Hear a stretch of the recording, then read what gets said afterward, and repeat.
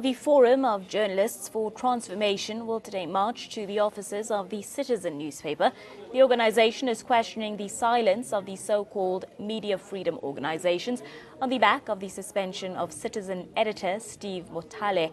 Motale was suspended by the owners of the Citizen for publishing stories which are reportedly out of sync with a pro-white monopoly capital agenda. The Forum of Journalists are saying that there has been a lack of response from the Freedom of Expression Institute, the Right to Know campaign and the South African National Editors Forum. Motale defended an article he wrote apologizing for being unfair to President Jacob Zuma.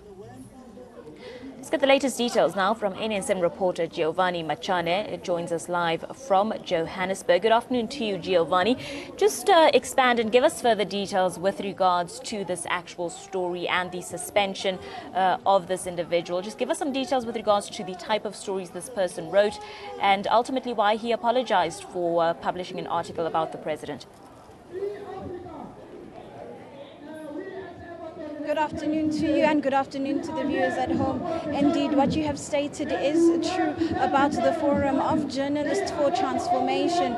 We know that today organizations have come together like the Land First, Black First. We know that COSAS has made their way out. The ANC Youth League has also come out, and a number of local community organizations have come out. But to tell us a bit more, obviously, with the correct information, we have the president of the Forum of Journalists for Transformation, Mr. Pete, who's just going to tell us. Thank you very much for joining us today. So how important was it to come out on this very day to fight for, obviously, the freedom of speech that media has, should have? Look, it's very much important for us as the Forum of Journalists for Transformation to come here because we want to reaffirm our right as black journalists to practice our craft without fear, favor or prejudice and on our own terms.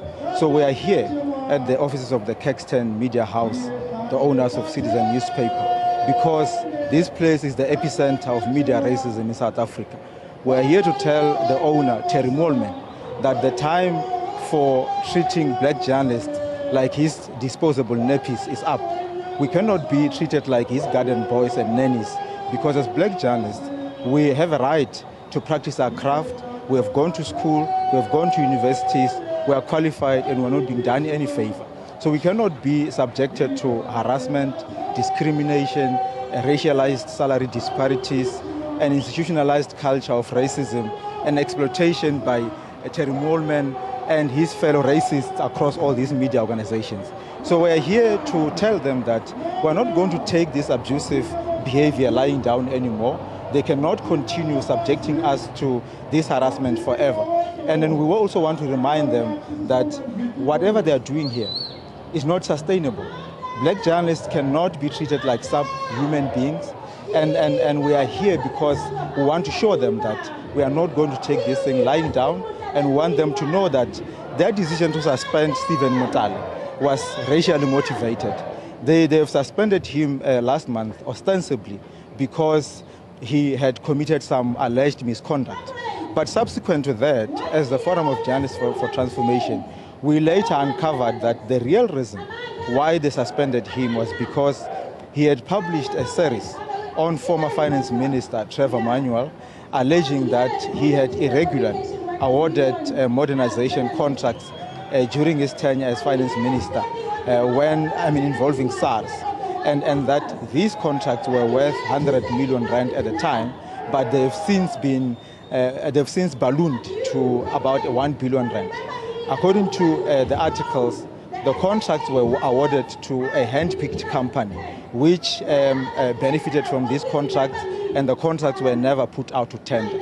So clearly, you cannot suspend someone for that, because once you do that, you are undermining editorial independence, and as we all know, the media in this country has got an obligation to cover both sides of the story and to give all sides an equal opportunity to air their version of events. So he cannot be suspending Stephen Motale for basically doing his job like any tried and tested cadre of this journalism industry. So we also know that a memorandum will be given, obviously, to the management of the Citizen today. Just give us a brief summary of exactly what the memorandum states. We're basically demanding a couple of things. One, we want Caxton to reinstate Stephen Motale with immediate effect and drop these concocted charges because clearly they are non-existent. We also want them to come up with measures to end wanton racism, discrimination, racialized salary disparities, and an institutionalized culture of racism in this country. We want them to start respecting black journalism and to allow diversity of perspectives in their content and to also pay black journalism what they deserve. Black journalists what they deserve. We know that here currently, if you walk into the Citizen newsroom, there's only one editor, a suspended editor, Stephen Motale, who is black. The rest, the senior management team, is white. More than 80% of their journalists are white.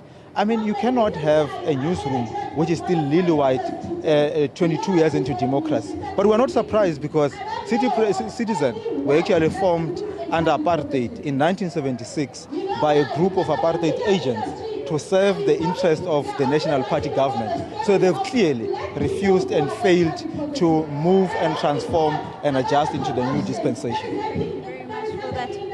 As we've heard, it is a very racially tense topic at hand today, and organizations have met to obviously come to the gates of the Citizens to just tell them that the suspension of the editor Steve Motale was unjust and that it should not be based on racial lines. We also know that politically there has been a lot of talk of obviously families that do run the country, and obviously that has also been on a racially set platform.